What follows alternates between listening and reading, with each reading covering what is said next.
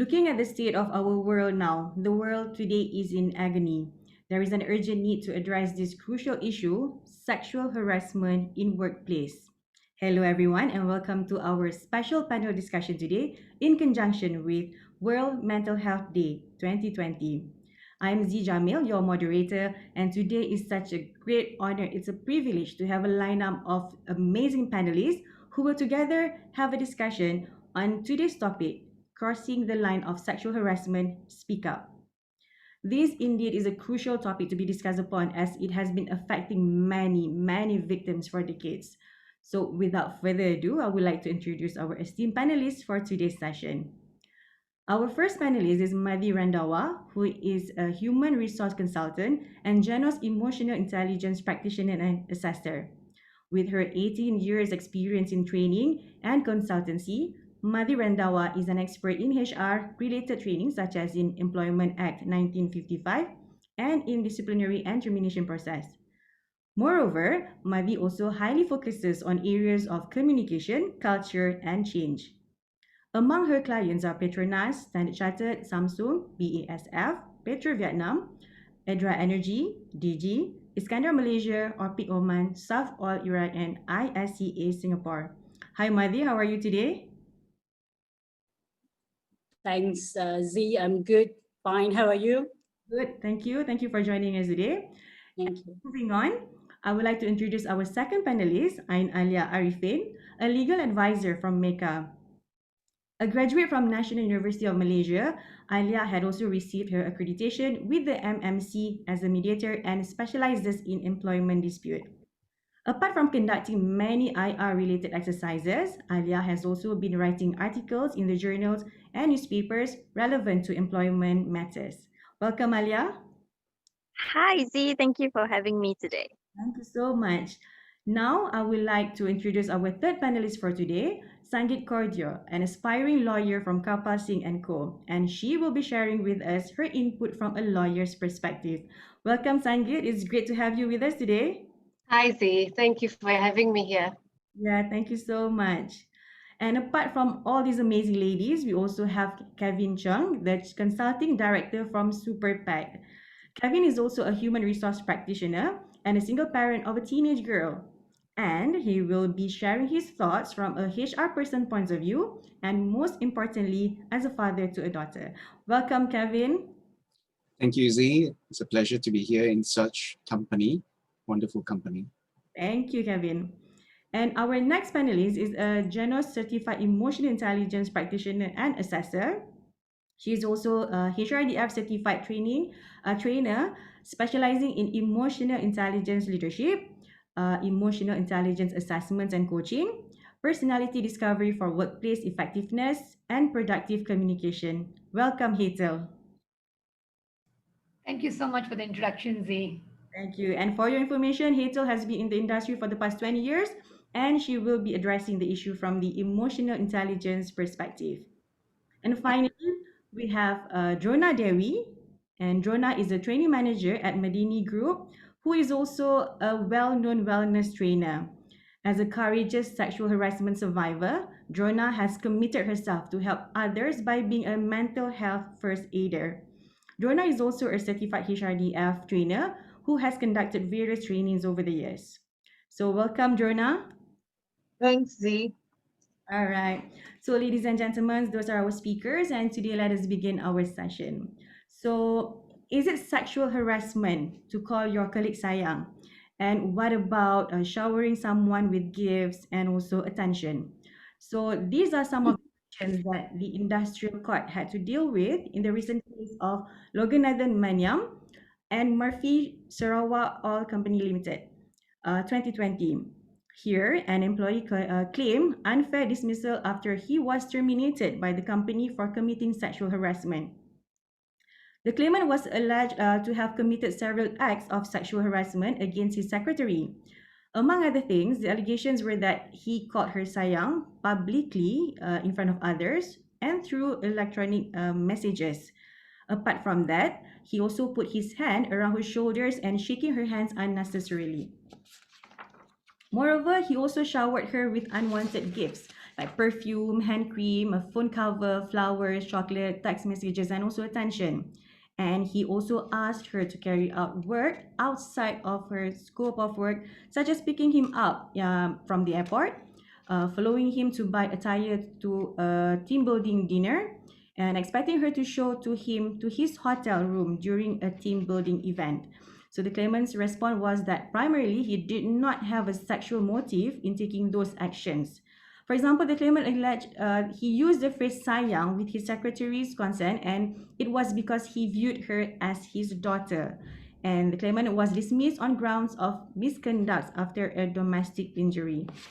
So looking at this, I would like to invite our first panelist, Madhi. So Madhi, as much as we think we know what is sexual harassment, can you please share with all of us what is actually the definition of sexual harassment at workplace? Hi, Z. Thank you, Z, for the question. Thank you so much for having me along with other panelists as well. Now, if you don't mind, I'll share my screen for Z. All right, sure.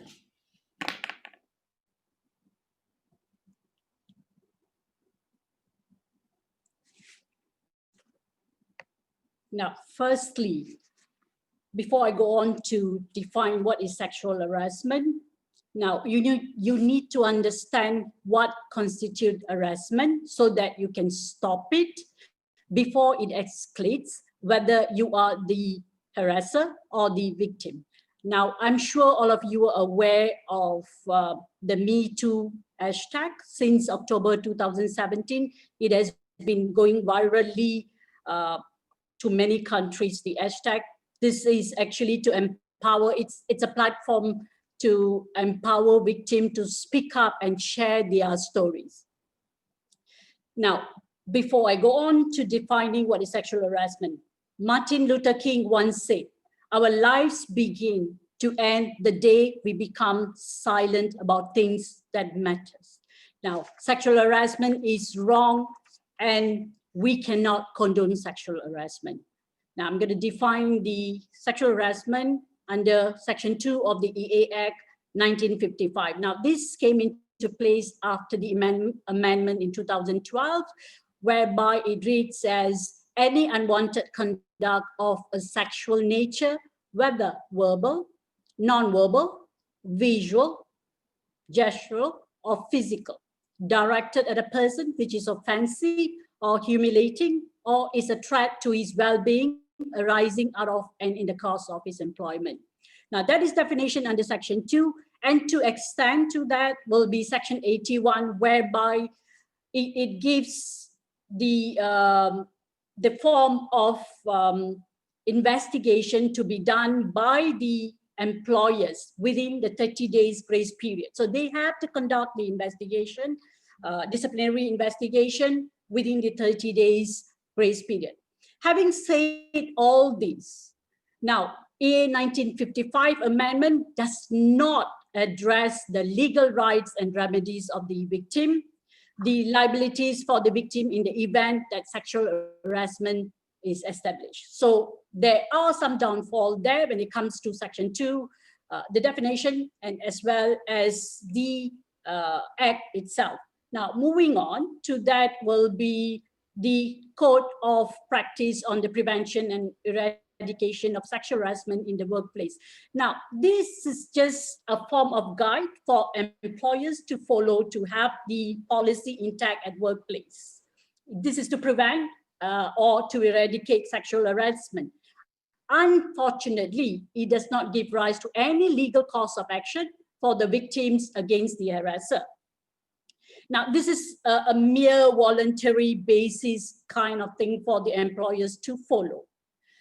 This has a comprehensive definition compared to Section 2 EA 1955. But the only problem with this is there is no any legal force when it comes to Code of Practice on the Prevention and Eradication of Sexual Harassment. Now, moving on, some facts that we need to know under sexual harassment is that, now we always have this in mind that the victim is always a woman or it's always women. Now that's wrong. The victim could be a woman or a man. Even Section 2 or the Code of Practice does not define the sexual harassment has to be to do with women, not men. So the gender is not the issue here. It could happen to women or a man. Now, the harasser can be victim, can be the victim supervisor, employer, especially superior, supervisor in any other area, or a client. Now, also, thirdly, the victim does not have to be the person harassed, but could be anyone affected by the offensive conduct, could be a victim too. Right? Moving on. Looking at sexual harassment, the types or the forms of sexual harassment. There are 5 forms of sexual harassment that we could find at workplace. Now, firstly, verbal harassment. Verbal harassment are such as suggestive remarks, offensive remarks, comments, jokes, kidding, sounds, questioning, this kind of thing forms verbal harassment. Then we have, secondly, non-verbal or gestural harassment. Example, leering, suggestive overtones, licking lips or holding or eating food provocatively, hand signal or sign language denoting sexual activity. Thirdly, we have visual harassment. Now, that is to do with like showing pornographic materials, drawing sex-based sketches, or writing sex-based letters. Fourth, psychological harassment. Repeated unwanted social invitation, relentless proposals for dates, or physical intimacy. Finally, we have physical harassment, which is inappropriate touching, patting, pinching, stroking, and etc., etc. Now, that forms types of sexual harassment, forms of sexual harassment. All right. These are commonly found at workplace. Okay, these are, we call it as hostile working environment, which I'll be sharing soon on what is working environment, hostile working environment. So these are some of the examples that we could find at workplace. So I hope that defines what is sexual harassment is all about. Over to you, Z. All right, thank you. So, looking at the types of sexual harassment that you just shared just now, but mainly based on your experience, you know, working closely with the companies, which one would you categorize as the top sexual harassment that happens in the workplace? Okay, that's what I'm going to talk about in a minute, Z. Usually it is about the hostile working environment, that it's a hostile work environment. So that forms most of the sexual harassment. So like your question, this is most of the common thing which happens at workplace, Z. All right, because for example, this is what I have experienced.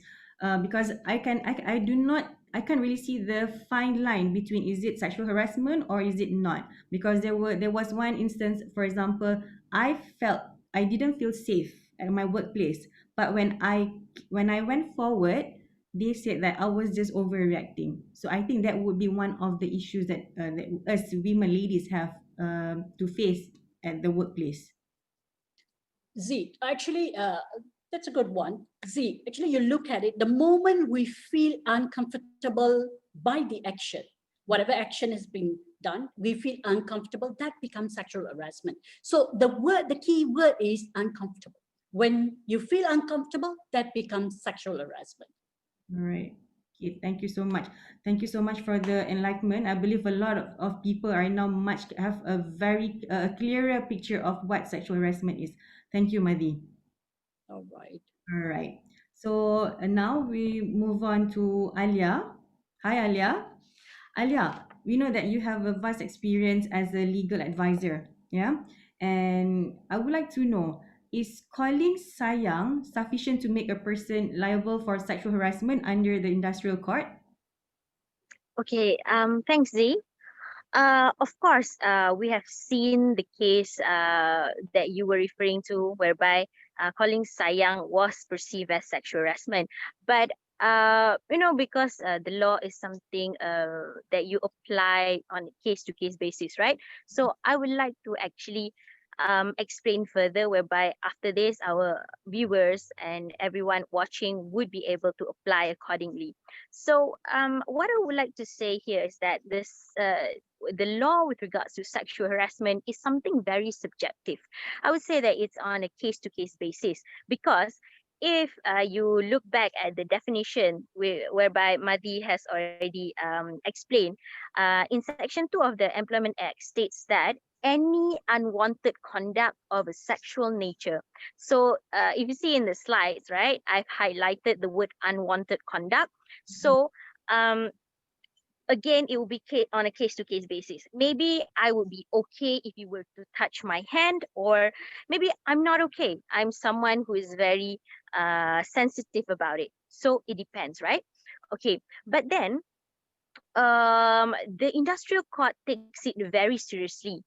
We can also see this whereby the the Employment Act actually included Section 81A with regards to sexual harassment. In this section itself, it talks about how to make a report, who can make a report, what happens if, like you said just now, right? When you came forward and they said that you were being oversensitive. So what happens in that case? So if that happens, then you can actually file a report with the Director General, and then the Director General will ask the company to actually investigate. Right. So because sexual harassment is something which is very, very serious, they also included a clause whereby someone who files a false allegation would also get the punishment. So we can see here that sexual harassment is very serious, right? Okay.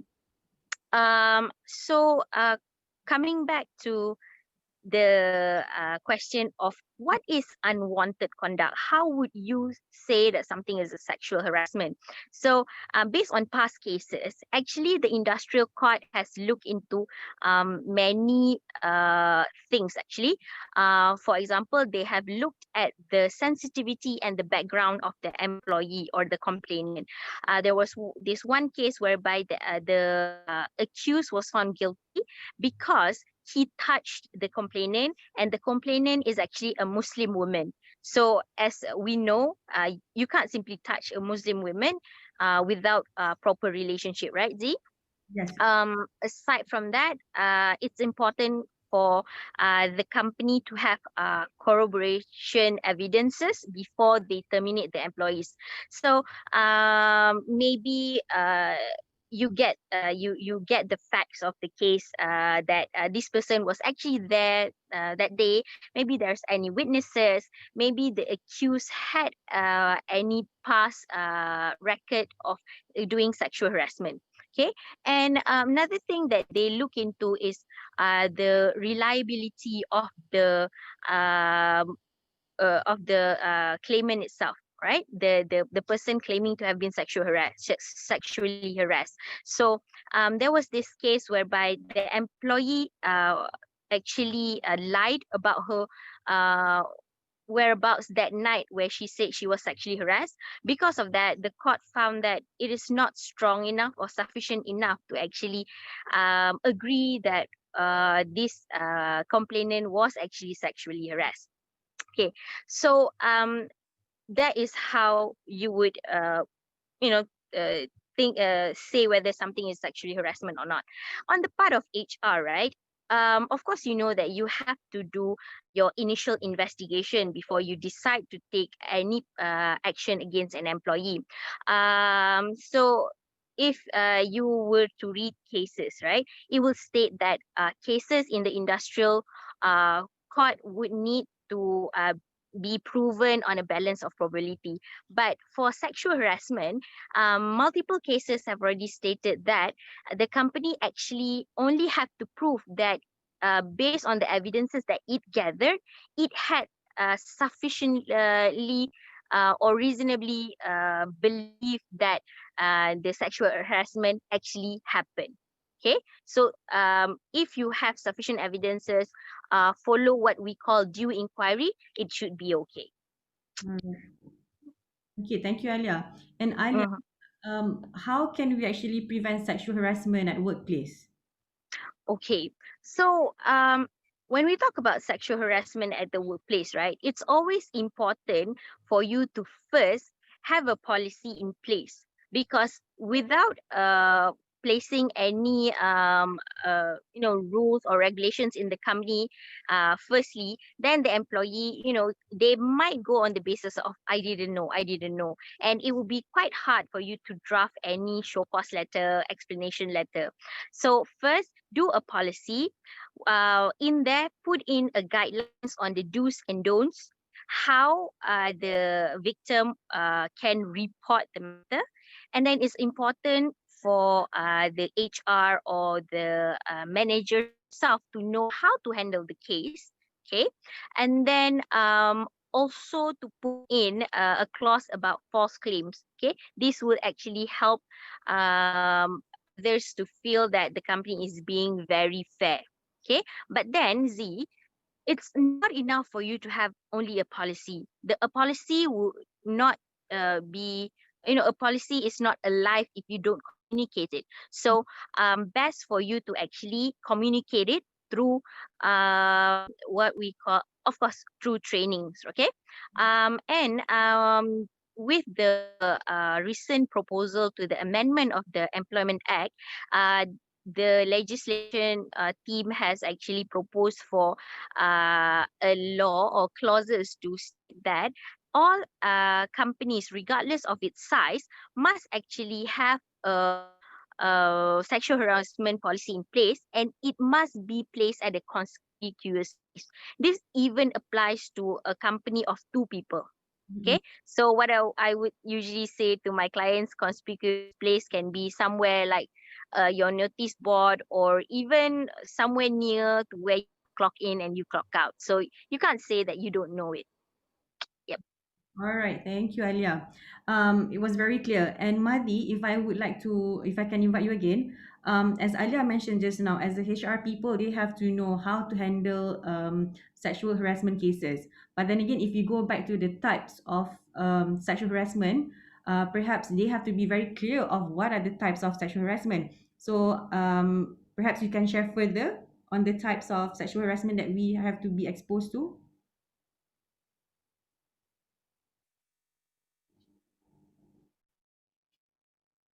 Yeah, sure, Z. Thank you. All right. Before I go on to the types of sexual harassment, we can find 2 types of sexual harassment at workplace.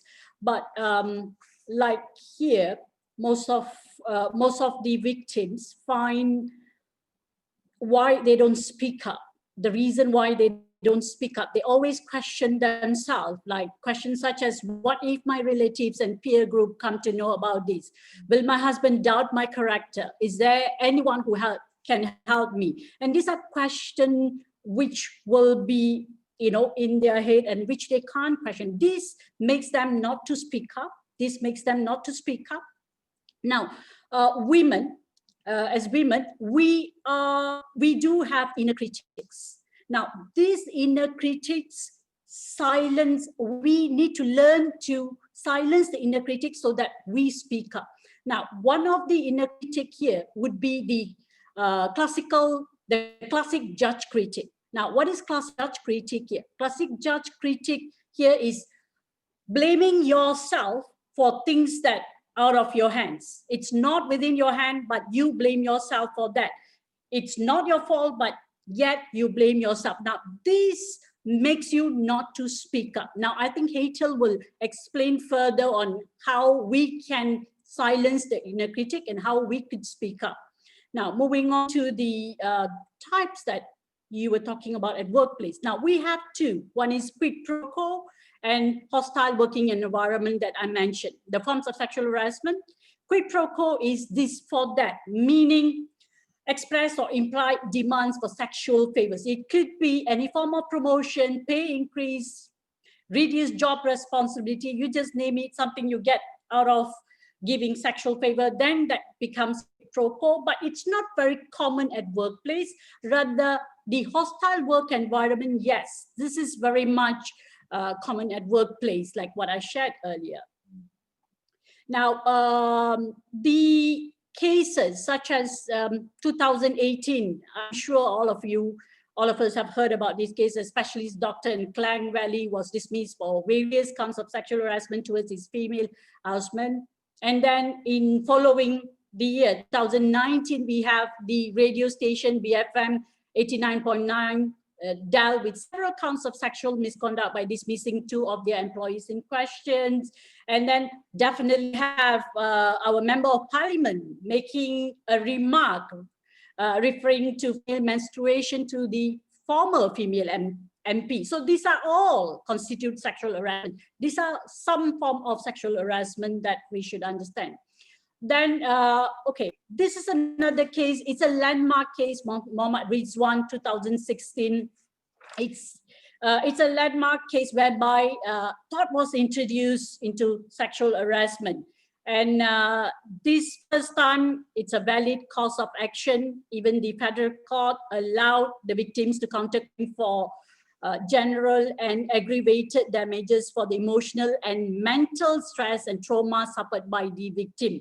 And also the decision here has also affirmed that sexual harassment applies to both genders. So this will be the case for that. So it's a landmark case for thought anyway, for sexual harassment. Then we have the 2019 case, Samser Alam, on he was alleged to have committed 3 acts of sexual harassment, whereby 2 he did not admit to it and 1 he admitted to it. The form of sexual harassment here is whereby the employee, that the harasser here, massage the palm of the victim. And he said that he did that is to ease her migraine and also to educate her on reflex loading. Now, of course, the CEO of the company found this not appropriate and dismissed him on account of sexual harassment. And it's, of course, it's a major misconduct at workplace anyway. And the court, the industrial court, definitely was in favor of that, of the employer, definitely. And it was characterized by power imbalance between the victim and harasser. Of course, anything sexual harassment, theoretically, if you look at it, there is always a power plays a very big role in that. Theoretically, if you look at it, yes. Okay, so a power imbalance between the harasser and the victim. And also the policy, like what Alia said, the policy is already there, but he did not follow the policy as been intact in the workplace. And he's aware of the policy and he did not show the leadership here. But whereas he breached the code of conduct which has been in place at the workplace. And then we do have the current case on Loganathan Maniam. Now, if you look at finally, if you look at cases in the industrial court, they don't regard that as beyond reasonable doubt. Rather is on balance of probabilities. They look at the solid and reasonable ground to believe that the employee committed the offense. This is how they look at in industrial court. So I hope that is clear, Z. So over to you, Z. Thank you so much. Thank you so much, Madi. That was really it was a very clear, good explanation from you. Thank you so much. And moving on, we have Sangeet. So Sangeet, we have listened to the cases mentioned by Madi, especially the latest one. So can the victim file a complaint as a criminal liability? And if so, what would be the right way of doing and course of action? All right, thanks Z for the questions. Essentially, there is no law criminalizing sexual harassment in our country. There are certain provisions within the penal code that you can get protection from. It is a different standard. Madhi ended what she said earlier by saying that in the industrial court, the standard is balance of probabilities. If you go to the criminal courts, it is a far higher standard, and that can be a drawback. But it may not be ideal, but it is what we have. And I urge women, I urge victims to use those avenues. The first thing you need to do, I think, is to garner support. Tell a close friend, tell someone you can rely on, you'll need moral support, then lodge a police report. You do that by going to the nearest police station. Do not wait too long between the incident and lodging the police report. Do it as soon as you can. The process will be you go into a police station, nearest usually to where you are. You will lodge a police report as to what happened, when it happened, as much detail as possible. Be as specific as you can. You will then be assigned an investigating officer who will then investigate your report. If they find that the elements have been made out, and there are only 3 or 4 sections in the penal code that you can avail, and they are generally 354, 355, and 509. 354 is an assault or use of criminal force on a person with the intent to outrage modesty. But you see, the problem there is assault or use of criminal force. Sexual harassment is still sexual harassment, and even though it doesn't have criminal force, particularly in a workplace. You can harass someone in a very gentle way, but make that person feel extremely insecure and uncomfortable. 355 is the assault or use of criminal force again, but with intent to dishonor a person. 509 is the broadest, and I think the one that will be the most useful at the moment, which is, it's a little bit long, so I'll read it slowly. Words or gestures intended to insult the modesty of a person.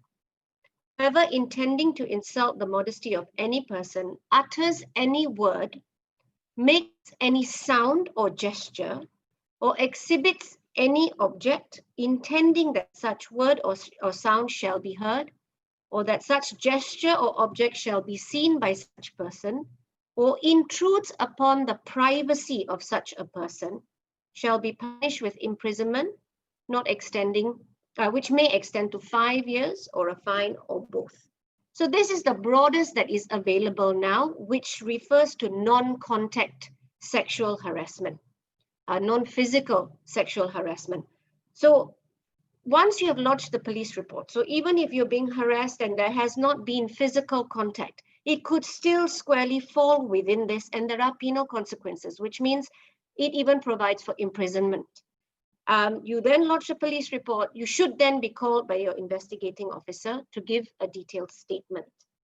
Now, when you're leading up to this, if you intend to take this course, then I would suggest that you've already documented everything that has happened. Dates, times, even witnesses, if there are. Usually there are none, but be very clear about what happened. You will then relay all of this to the investigating officer. Once the investigation is concluded, which should involve him or your investigating officer taking a statement from the alleged perpetrator. Once that is all done and the investigations are completed, the file is then sent to the DPP's office. They will decide whether there is enough evidence to charge the perpetrator. If you get past that stage and the perpetrator is charged, be prepared to give evidence in court. Therein lies another problem for victims. Stigma is something that we've become accustomed to. Unfortunately, in our culture, it is there. Women always think twice, maybe not twice, 10 times probably, before thinking of whether or not she's going to go and tell the world that this has happened to her. Even before that, even lodging the police report, they will think again. They will think twice, because sometimes it is trivialized by the police who need to investigate. But persevere is what I say. Persevere and have someone by your side. Take it through. Now, but be prepared and understand that if you are going to go to court and if the perpetrator is charged, you must be prepared to take the stand. Because if you do not, the prosecution will have no case, essentially. So you need to think about these things if you are going to go down the criminal route, essentially. Now, you will then give evidence. You will be subject to cross-examination, and the burden is no doubt a high one. It is on a balance. It's not on a balance of probabilities. It is beyond reasonable doubt. So these are unfortunately factors that do not discourage victims of sexual offenses or sexual harassment for taking the criminal route, but it is available. And if it is there for very serious offenses, there is imprisonment, which some perpetrators deserve. So, it's a matter of getting your guts together, getting your support, getting legal advice, knowing what you're getting into, and then going ahead with it. I think in our country also, you also have the issue of proof, which I think many women will also think twice. Sometimes these things, it was a gesture. You did not record it. It happened in a fleeting moment. Or it was something that was said while he was walking past you. So all of these things will make you think twice because it's going to be your word against his. So these are matters that I say, you would have to certainly consider. This is why going down the criminal route is not always the best thing or the first thing that people choose to do, but it is available. Right. What about dressing? Is provocative dressing a good defense under the law? No, certainly not. I don't think provocation is a good defense to anybody who has been accused of sexual harassment. It is certainly unacceptable to say that you were provoked sexually. I don't think that has been recognized, certainly not in this country. I don't think anyone has tried it in this country. And it was not going to take you far. A woman or a victim should not be to blame for what she was wearing in order to be on the receiving end of such harassment or such an assault. Is not her fault. It is never her fault. It's not the victim's fault. Whether it's a he or a she, as Madhi has made clear, the victim can be of any gender, and it certainly isn't because of what they were wearing. That is not a good defense. All right. Thank you so much, Sangeet. My pleasure. Alia has a very strong case which is closely related to what Sangeet has shared. So Alia, would you like to share with us the case that you have? Yes. Thanks, Z. If you don't mind sharing the case that I've prepared. Okay. So this is actually a case about a stewardess who has filed a claim against the lead steward. Okay, Z, if you don't mind sharing the screen of my slide. Okay. What has happened is this stewardess was in the flight with the lead steward. So during the back and forth flight, she claimed that he had touched her in an inappropriate areas, had said something with sexual innuendos to her. So because everything happened while nobody saw it, right? Because they were seated in the stewardess seat, nobody could see it. So this victim did was that after it happened, she went on and told all of her colleagues which are on the flight. So afterwards, as Sangeet said that, or as everyone has said that, the victims are scared, so they back out. They don't want to tell anyone about it. This also happened to the victim in this case, whereby, sorry Z, next slide. Whereby she went home. Okay, after she was sexually harassed, she slapped it off. She tried to slap it off. So she felt that, okay, I couldn't let go of this. I've regained my composure, so I feel like I need to go to the police. So what she did was, when she went to the police, she explained about everything that happened in details. And yes, one of the crew members which she spoke to and told about what had happened actually came in as a witness to her defense, or to her prosecution case, and that actually helped her win the case, even though there is actually no eyewitnesses. And at the same time, this is what we call corroboration of evidences. And of course, the court also looked into the fact that the accused actually had sexually harassed someone before. Okay, because all of this information, evidences, and because victim herself was brave enough to disclose her case to everyone and make a proper police report, she was able to win this case. Okay. All right, thank you so much, Alia. So the keyword here is now we have to create awareness to all those victims out there to be to break the silence. Yeah, to be brave Yep. enough to come forward and just lodge the report. Right? All right, thank you so much, Alia. Moving on, we also have Kevin with us. So, Kevin, I understand that you are both a HR practitioner and you are also a single parent to a teenage girl. So, what are your thoughts, Kevin, when it comes to prevention of sexual harassment? IZ. Well, as a HR practitioner, I think the standard operating procedure or best practice really is prevention is better than cure. So being part of this panel has actually equipped me with a better insight as to how the expertise of Marty, as well as Alia and Sangeet, actually is so important for bosses to know in the workplace, because the buck stops with the leadership in every company. So if it can be part of a HR policy, the induction of new employees include addressing sexual harassment policies, or rather anti-sexual harassment policies, educating new employees, especially senior management who have the most authority and power, and most likely to infringe and abuse their power. If they can be actually educated, regardless of how long they've been in company, updated, these are measures that will really help in the HR space. So prevention is being better than cure is definitely the operative what I would recommend. As a single parent, well, I think it's important to be able to have discussions with, for example, my daughter. She's currently a teenager of 14 years old. One of the unique things of being a single dad is that I have to wear two hats. I have to wear a hat as a father, and I also have to wear a hat as a mother.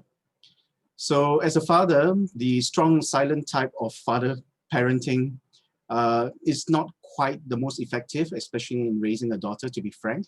And I find that the cap that really matters more is the motherly cap that I do have to wear. And that involves being in touch with my own feelings as a parent, as a person, in addressing my daughter. So for my daughter, I would have discussions. In fact, I've been having discussions with her about what are the signs of being sexually bullied, verbal and non-verbal. And a lot of the times, things tend to start from the verbal angle before they move to the physical aspects. So having those conversations with my daughter is a very important preemptive measure. I would certainly recommend that to every parent, to be centered in themselves and realize that if they can broach the subject with their children early on, it really helps a lot. If our school system could actually include lessons on sexual harassment, bullying, and things like that, it would be the best. But we know how our politicians are and how long they will take to put such things in place. So the onus really is on each individual parent to equip their children as best as they can. And that is key to prevention. All right, thank you, Kevin. And you are also the consulting director of Super PAC. And can you share with us what services does Super PAC offer that would help employers and employees address concerns about sexual harassment? Thank you, Z. For my organization, Super PAC, which really is an acronym for Superpower Activator, I am really more in a supporting role to my wife. She is a person who is very passionate about empowering women. And some of the things that we have put together, for example, strengths training, is particularly effective in terms of helping women really discover their inner strengths. And these are bullets or this ammunition that they can find within themselves. And when they come to that reality and recognition of their true strengths, then need to actually depend on the support or the approval of a higher authority tends to lessen. That means they are strong in themselves. And I think when a woman or even a guy is really understanding their inner strengths, they are better equipped to deal with harassment. Because a lot of times, the person who harasses another person, as we know, as earlier shared, we know that tends to be a power play. And a person of authority or a person in the organization or in the family, when they exercise that power play and then they sexually harass the victim, if a victim does not know or is ill-equipped to push back, that is already the first sign or the first opportunity that will be exploited by the person who's harassing the victim. So the thing that we do in our organization, Super PAC, is to help people use science to discover their strengths. And then from within, they have extreme inner strength and durability and resilience, regardless of the situation. My wife is also very passionate, so she is one of the founders, in fact, the key founder for She Network. And She Network aims to empower women. So she adopts and creates programs based on positive psychology, women empowerment, and equips them. And she draws on strengths of other women. For example, we work very closely with Marty as well, drawing on Marty's strengths to also empower other women. And collectively, if all of us lend our strengths, then we are also able to better equip women, because we certainly can't do this individually, but we certainly can do more as a community. Yeah, thank you. And talking about empowering, Kevin, I mean, empowering women, empowering men, what about empowering fathers out there? Because I can sense that you have a very strong bond with your daughter.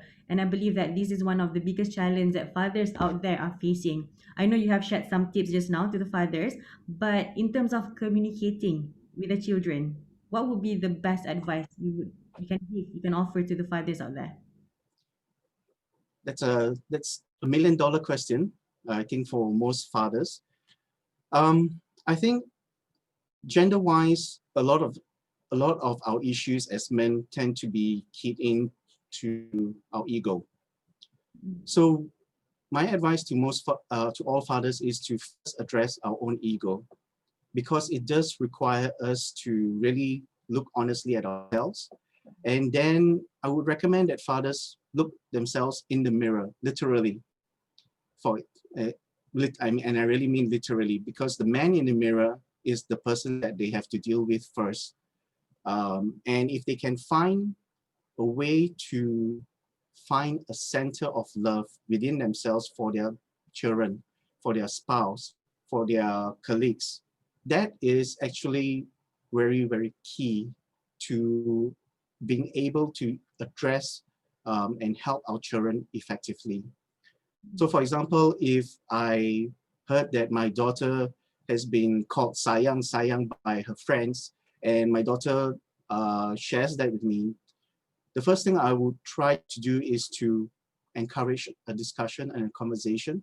I would ask her, how do you feel when they say this to you? And I'll have to gauge from there. If she feels uncomfortable, then I will ask her further, what is it that she's feeling? And every time I engage her, I'm conscious not to be seen to be judging, but to be coming from a place of love and concern, genuine concern for her. If she turns out to be comfortable with that term, I also want to know, why does she feel comfortable with such a term? Maybe the context may be particularly different, or she could be in error and has misjudged the situation. And I may therefore be able to help her with some preemptive measures by having deeper conversations with her. But a lot of the time, to be frank, as a guy, I have to bite my own tongue most of the time. Bite my own tongue, go back into myself, find a place, a center of love, and then listen twice more than speaking, and so that I can actually be helpful and empathetic first, which is very important, especially to daughters, to be frank. Yeah, thank you. That indeed is profound because me having a husband and we have two teenage girls, I know it's very challenging to be an attentive listeners. Yeah. So thank you, Kevin. Thank you so You're much. welcome. Thank you. Now, let's talk to Hitel, a certified emotional intelligence consultant and trainer. Hitel, as an emotional intelligence consultant, how does emotional intelligence solutions and methods play a role in addressing sexual harassment at workplace? Thank you so much for the question, Z. Before we answer the question, how actually does EI solutions even address sexual harassment issues? I think what is even more important to ask is why in the first place do we even need EI solutions at workplace? When we have policies, we have got laws protecting victims, then why EI solutions? You know, and I think we've already heard from many of the panelists today that despite the fact that there is laws and policies, look at the number of unreported case compared to the reported case, and you can see that the unreported case are far supersede the reported case. And we also know, like what Kevin and I think Madhi mentioned, that there is a power play, obviously. So, and there are two implications as to why, you know, probably there are so many unreported cases. One is obviously the financial implication. If if the victim were to report, what are the financial implications? The job is at stake because, as we know, the harassers are probably at the higher authority. And then, am I going to get another job? Am I going to be labeled as a troublemaker?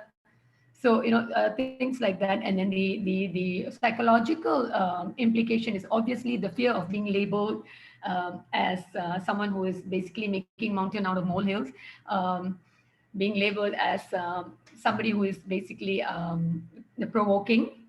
So, for instance, did you bring it upon yourself by the way you were dressed, by the way you behave? So these are the fears that victims probably have that stop them from speaking up. But if you look at fear, what is fear? Fear is an emotion.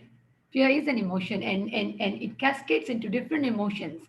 So if fear, which is not addressed, it goes into disappointment, it goes into sadness, it goes into anger, it then escalates into depression, and it can go on and on and on. And all of these are basically emotions that cripple someone from speaking up. So, in despite the laws and despite the policies. And what do you think can organizations do to prevent sexual harassment and enable victims and bystanders to speak up? Well, Alia has given her points of view. We have Kevin also shared his thoughts. But from you personally, as an EI practitioner, what can organizations do? That's a good question, Zee. Thanks for the question. I think as an organization, apart from whatever else that we've heard today, one of the things that the organization can do is actually apply a broader strategy, which is to actually look at the complete climate in terms of feelings of everyone that's in the organization, to do a climate check. I call that climate audit of the organization. Because as I mentioned, we have policies, we have law, which is a very focused strategy. But what about the overall strategy of climate checking of your, or climate auditing of your organization, which is simply actually asking how your people feel about the whole idea of the issue of sexual harassment. Okay, and one of the ways to do it would actually really be asking and doing a survey in your organization to ask your people, how likely would you be to report should it happen to you or someone else in the organization? And the answer itself gives you a lot to work on. Because if you have majority of your people telling you that we would report, we would actually report an incident which would happen to us or someone else, then what you're actually looking at is actually an organization that's non-permissive of such behavior, because people feel more comfortable reporting, right? Because there are emotions at play. And now if an organization is not permissive, what I mean by not permissive is, you have, you're not tolerant. The organization as a whole is not tolerant of sweeping remarks, like what I think Sangeet mentioned, that there's just his word against ours, right? But there are incidents where you as a bystander may have heard something. So are you tolerant to that? And if your organization as a whole is not tolerant to such behavior, remarks made in meeting, which you just ignore. So if you're not tolerant to that, then people are more comfortable reporting. However, if you look at the majority of your people saying that, no, you know what, chances are we are not going to report, then you know that your organization is permissive of such behavior, which means that if any remark, and I think we heard so many ways that sexual harassment can show up from Madhi just now, and if any of that is done, and if it's ignored as a humor, as a joke, then your whole culture of your organization is basically permitting such behavior. And that normally happens when there's gender bias in hiring. When you look at the upper management, there is a more imbalance in gender. You see that permissive culture comes in. And when that permissive culture comes in, people are not very comfortable reporting. And when they're not comfortable reporting, obviously what you want to do as an organization is have this checking and then, counter that. You want to encourage and you want to actually get people to speak up. Yeah. And we really want to create this speak up culture, yeah? So talking about emotional intelligence in organizations, so how can organizations use and implement EI solutions in handling these issues? Thanks for that question. There are various ways an EI can play a part. However, with the time that we have today, I just want to talk about a few. And it all comes under the umbrella of psychological safety, how an organization can actually provide psychological and emotional safety. Right? So we have policies, we have laws. Like I said, these are very technical information that's available out there. But why? You have to really ask yourself, why, despite all of that, you have people not reporting, victims not reporting? And as I mentioned just now, it is again the emotion. So what the organization can do is provide the psychological and emotional safety, and the way they can actually do it. I'm just give a few examples. Every organization has got the different mission, vision, different culture. So obviously, how they can apply that is really, there's no one size that fits all.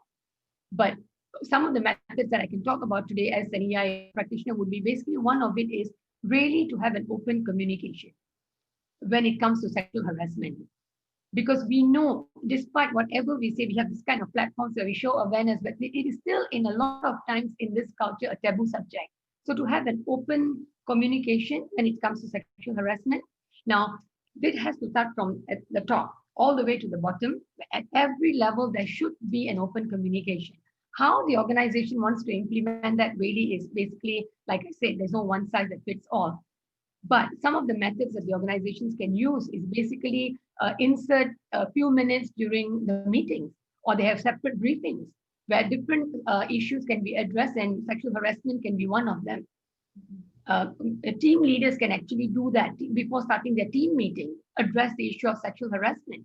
And can you see, when you're doing that on a consistent basis, not just a one-off thing, but if you're addressing it, let's just say one time, once in a month, once in 3 months, it's a consistent reminder to everyone in the organization that this is actually an issue and there are emotions that are at play.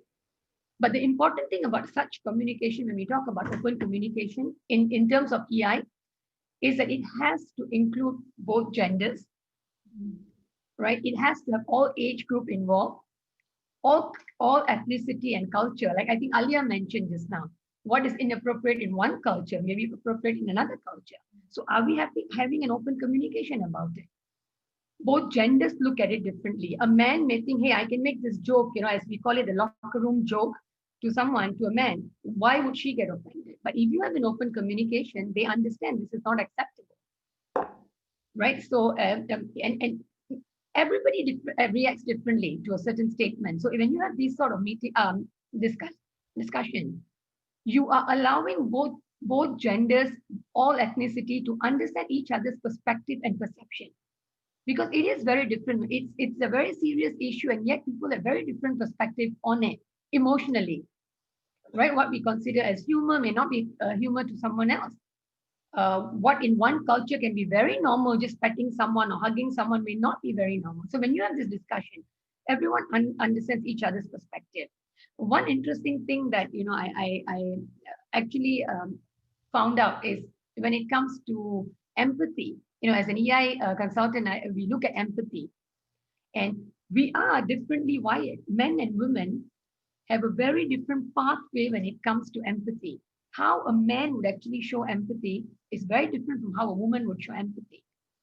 So that's why it's very important to have this sort of open communication. We may think a man is insensitive to this topic, but he may not be. It's a very different way of reacting, right? So I just want to give an example. I can go on and on with this, but I just want to give one example as what we had actually applied in one of the organizations that I was working in. And what we did was, it was a small group. So we're talking about this open communication because it creates that culture of the camaraderie. Because the more you talk about these issues, the more everyone feels they're responsible when something happens, right? So the subject that you can discuss is how sexual harassment shows up, what a bystander can do, different topics that an organization can think of related to sexual harassment. But to give you an example, so this organization I was working in, and there were like a few of 10 of us, 10, 11 of us. Now, there was this gentleman who had this habit of just giving remarks, which were not very comfortable to everybody around. Now, there was communication done with him that this is not appropriate, and we found out that his intention was not to sexually harass. And he admitted it. He apologized and said, but that was just him. So we decided that what we're going to do is when he says something and someone is not comfortable, we are just going to say that's not accepted. And can you imagine when everyone does that, how empowered a potential victim would feel, because everyone is there for each other. So for instance, when he would say something, somebody would, like body shaming, for instance. Body shaming is one thing that's very prevalent, and it can actually go into sexual harassment, right? So when he says something like how someone is dressing, anyone who has the authority to just say that's how the culture we created, not accepted. We would just say not accepted. So can you imagine if at all anyone sitting in the room would be a victim, a potential victim of sexual harassment, how much more comfortable they would feel to speak up, because that everyone else is there to back it, like the psychological safety is there. So as much as as important as policies and laws are, which obviously is going to be the highest authority that will protect the victim, I think like what Kevin said, the prevention part can really be addressed if this is applied by organization, and it is a responsibility of the organization to do that, to provide that sort of safety. So just to finish off that's one method. We talk about open communication. Mm-hmm. The other thing from an EI standpoint that an organization can really do is to have what we call quote unquote listening buddies. And I think Sangeet mentioned that have that moral support with you. But if organization can actually provide that listening buddy, it can be an external expert like counselors, mental health experts who can come in and just be listeners without judging. So this can even happen before the act actually happens. As a prevention, if there's anything you're not comfortable with and you're afraid that people will judge you and say you're making, like I said, mountain out of molehill, it's not a big deal. You don't know humor. You're just so sensitive. So when you have issues like that and emotions again come at play, if you have listening buddies in the organization, you can actually now go there and you actually speak out your emotion. You learn how to address your emotion, express them, so that then your decisions become much more logical. If that need comes. So, basically someone that can actually be in the organization externally or internally, who can actually just act as a listening buddy without judgment. So these are some of the EI solutions that we can talk in the short time. There's so many more, but I suppose, these are some of the key steps that organization can take in order to promote the culture of speaking up, both for the victims and the bystanders. All right, beautiful, Hitel. And since you are the emotional intelligence expert, I would say, of course, being sexually harassed, it affects the victim like emotionally. All right, that involves fear. It involves embarrassment. Yeah, and we cannot deny the fact that being sexually harassed also affects us mentally. And I would like to invite Drona. All right, you are courageous enough to speak up, to come forward and share with us the fact that you are actually a sexual harassment survivor. So as a survivor, Drona, how did you overcome it? Because I know it's hard. Thanks, Z. I think I'm still fighting. I'm still fighting because, the cage feelings that I had, and I'm still having it, but somehow I would say I'm freeing myself as I'm sharing, as I'm speaking up. Because, that guilt and that fear, like what Madhi said, the inner critic, I had that. I had that and I was blaming myself. I said, okay, is it my dressing? Is it this? Is it that? I kept asking myself all these kind of questions. And then just like how Sangeet said, the support system. So it was actually in two occasions that this was the first time, my first job ever.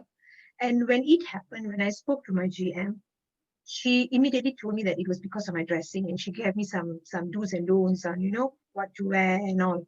So I accepted it, but the support system was not there. So what I did, I just quit my job, and I struggled for months to get another job, but thank God it was not too long.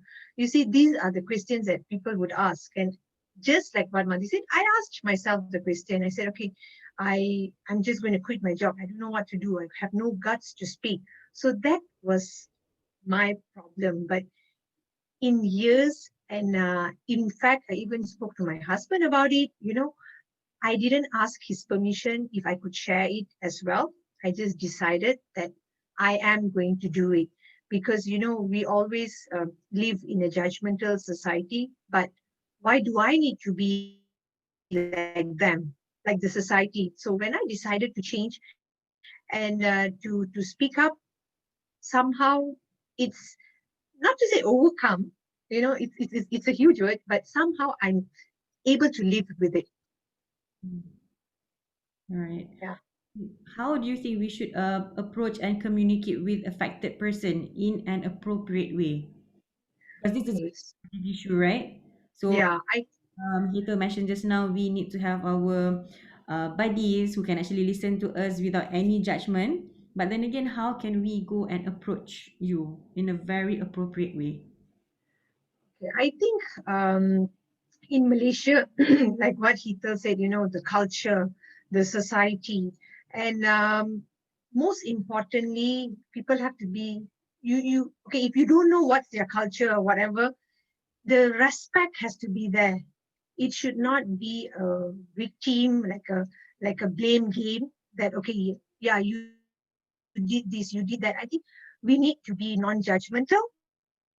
And just like how we have counseling rooms in schools, I think that should come back at workplace. We should have a non-judgmental room per se, so that whoever who has any issues, they can just go and write their concern, or they want to remain anonymous, they could also do it, just to get someone to talk to. And I think today I'm able to share is because I have the support system. I have wonderful people who initiated it, and that gave me courage. I'm sure many other people who are uh, the survivors or who are a victim, they would also do the same. Yeah. But why do you choose to share with others? Okay. I realized that between men and women, right? Like for women, when somebody were to body shame them, they would see the beauty. Mm, And for a man, probably is the strength. So that's how they are wired. I mean, we are wired differently. But why I decided to share is actually because I remembered reading Oprah's quote where she said that turn your mess into a message. And she also said, do something positive with it. Don't let your pain go in vain. So these are the strong quotes that, probably it was a message from the universe or what I could say. And me, myself, being a mental uh, health first aider, so over time, it actually helped me.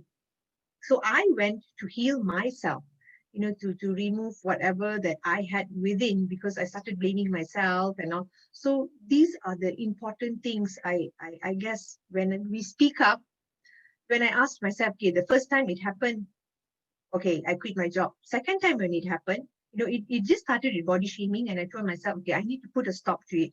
What's next, Rona? So then I had this courage. I said, okay, I'm just going to tell him off that, no, look, I'm not comfortable. So, and then I spoke to my VP about it, and it just gave me this. I was just freed. So that's why I guess that many people who are listening, or what, probably they could resonate, or they would gain some kind of courage to also help another and not just judge them and say that, oh, it was this, or it was that. No, just listen to them and then equip themselves with knowledge on how they can actually, what's like Sangeet has clearly explained, what to do, how. And I think wonderful panelists have also spoken about it. So now when we already encountered, the awareness is there, we are aware, and we can ask ourselves, what's next? Yeah. Talking about what's next, since you are also a mental health first aider, where do you suggest these victims, or to seek help? Where can they go and seek help from? Okay. There's a lot of NGOs, for example, like a Malaysian Mental Health Association. They have a lot of programs. One key thing that I also realized that when I underwent the problem, right, when I spoke to my GP doctor, she was very much passionate about mental health. So she told me, Rona, it could be stress. And I didn't even think about it. I didn't even think it was affecting me in a subtle way. She said, this is something to do with stress and it's affecting your physical body. So, mental injury is something that nobody can see. And we are emotional beings, so we are governed with all these kind of different kinds of emotions, mentally, psychologically, and you just want to quit or you just feel depressed. So there's a lot of NGOs, there's a lot of social enterprises who's like, for example, like Mentalog, and we need to seek for professional help, not just someone who are, you think that you could talk to, and when they don't resonate with you, when they start blaming you and all, you will feel, okay, this is not for me, and I'm not going to talk. I'm just going to keep quiet. So when you speak to a professional, for example, a clinical psychologist, or someone who's trained, who's passionate about mental health, they will be able to guide you better. And for you to heal better, like when I spoke to my clinical psychologist, Miss Puveshini, she asked me a question, a thought-provoking question. She asked me, okay, Rona, whatever that has happened over the years, do you still think it's your fault? When she asked me that, I was puzzled. I didn't know what to tell her. I didn't know what to, because somehow down the road, I was still blaming myself, and I was still telling, oh, probably I was not, uh, what I did was wrong. So, this kind of question, a counselor or also a myth on counselors where they don't resonate with you, or they can't, because they are not going to talk about the problems. They are going to give you guides and solutions. So I guess as a mental health first aider, this was what I learned when I went in for this program. And I guess a lot of people on mental health issues, they like to self-diagnose. So I always ask back, whoever who's talking to me now, was it self-diagnosed, or was it diagnosed by a professional? Or sometimes it could also be misdiagnosed by a doctor, for example, a GP doctor, when you're having anxiety and you can't face your whoever, your boss, or when you're having a presentation also.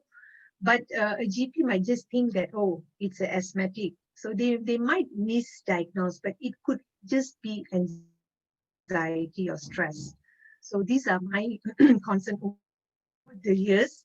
And I think that professional help would help someone just like how it helped me. Yeah, thank you so much, Jorna.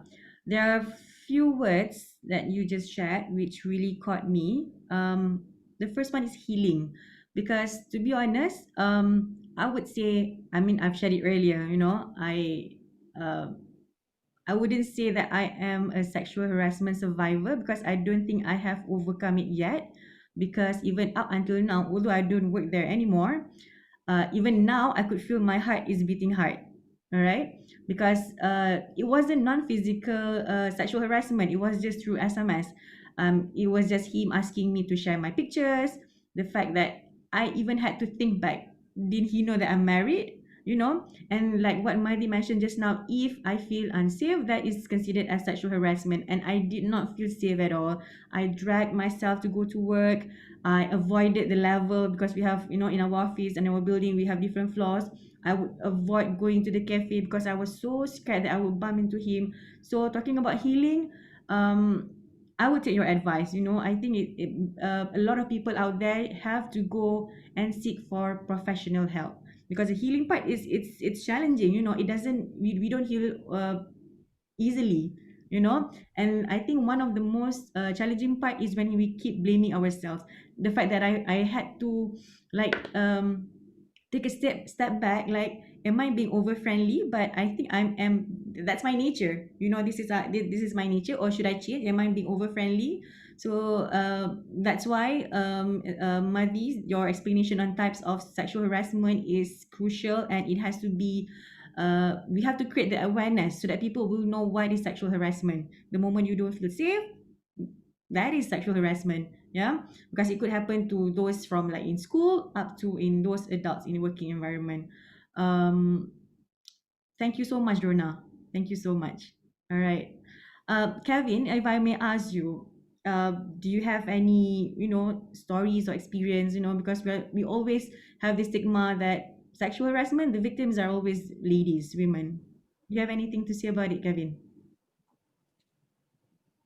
Hi, Z. Okay, so fortunately, I'm happy to share this because I think I am over it. But I think uh, when we started this session, it is quite true that when we say that sexual harassment doesn't always mean that the victim is always a woman. And I can actually share that I was on the receiving end of the sexual harassment by a fellow man, actually. And it was a dilemma. It's either I was very flattered because he found me so attractive, or otherwise. Of course, I'm being a bit sarcastic here, but the reality was when I was actually in the USA and I was working, one of the fellow distributors, an American guy, actually called my hotel room and made some lewd remarks. He was up. He started the conversation by asking what it was that I was wearing, and this would be before we actually went for breakfast to start our day. And then he would allude to the fact that he was in his underwear. So this kind of conversation, it's not physical, it's entirely verbal because he called my room and then he had that conversation and then he actually pitched and tested the waters this way. So my so I can understand the level of discomfort a person would feel, and especially a woman would feel when a guy makes such similar approaches, lewd remarks, and very sexually driven suggestions. And in my case, what I actually did was I actually pushed back because one, I was centered in myself. I knew my strengths and I wasn't dependent on another person to define who I was as a person. So I actually pushed back and I told him, hey dude, hey bro, this is just not on. One, I am a straight guy and I'm just not into other men. And whilst I appreciate that you may find me attractive, it has to stop now because this is not right. And I pushed back. I'm sad to say that my pushing back didn't work because the next day he tried again. And this time I actually had to take a bigger step. And I told him, look, man, I think I've made it very clear. And if you don't stop this, I will escalate this. And I take this on you personally. So, I push back. So I think what I hope to share by this is that I think it's important that that people find strength from within themselves and then from there push back.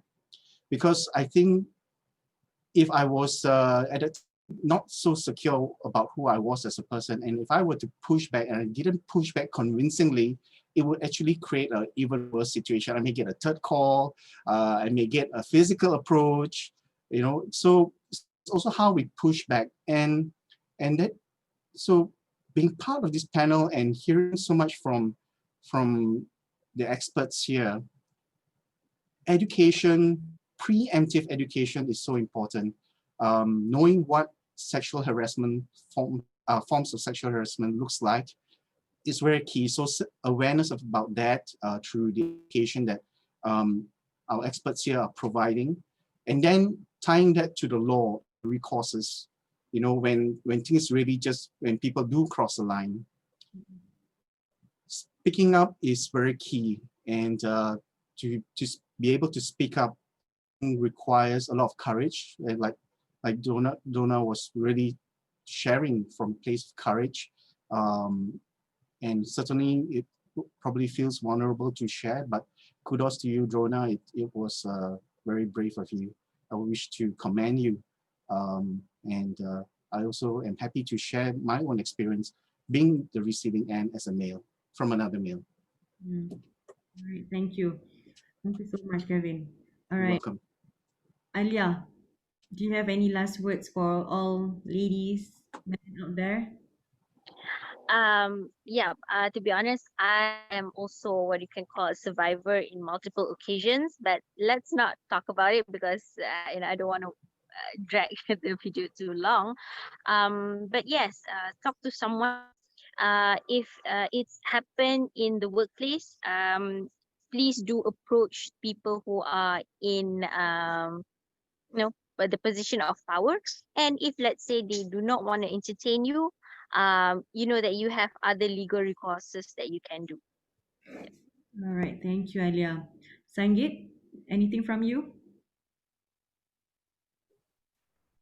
Z, I think one of the things that are fundamental, even before you attempt the legal routes, I think as Hetal said just now, it is fundamental for the entire organization to change its mindset, to change its culture, that it becomes a zero tolerance policy by everybody there.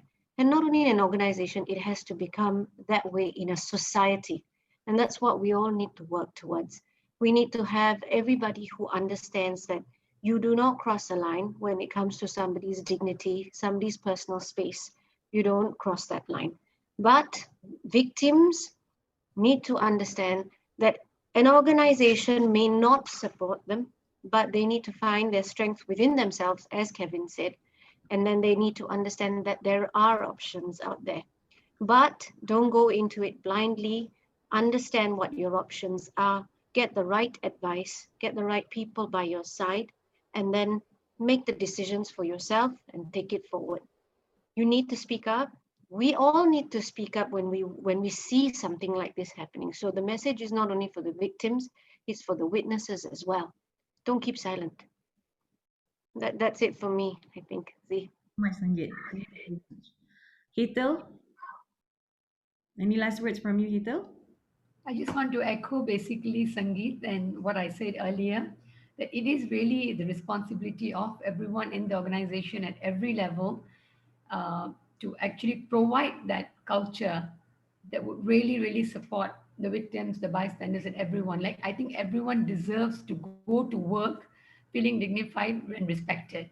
We need to provide that space for everyone to work in a safe environment. So I just want to finish off by saying that yes, organizations do need to look into psychological and emotional safety when it comes to sexual harassment.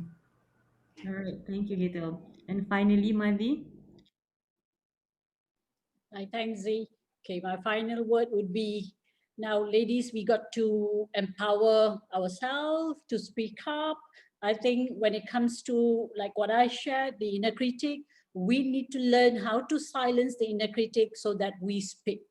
The speak up comes in the moment we know how to silence the inner critic. Now, in order to do that, we need to learn the skill. We need to empower ourselves, definitely.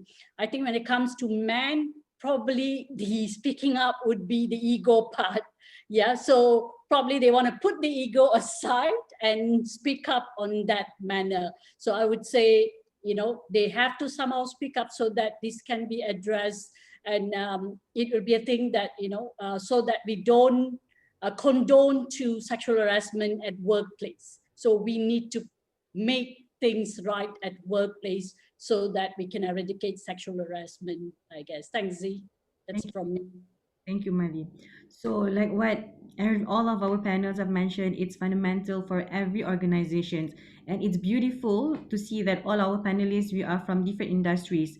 We have Sangeet from the law industry, we have Alia, and you have me as a teacher. And I totally agree with Kevin. Everything has to start from school. And although it might look, even there was an issue to come up with to propose sex education to be taught in school, but whether we like it or not, it has to start from school. Yeah, because that's where everything starts. That's where everything begins. But it is just sad when even sexual harassment happens in school, not only to teachers but also to students. So thank you so much, our amazing panelists for today. Let's hope that we can spread this session so that we can create awareness. Let's hope that with everything that has been shared can create more courage in all those victims, that eventually they will all be survivors. Thank you so much, everyone. Let us all create an awareness to speak up. Thank you. Goodbye. Thank you, Z.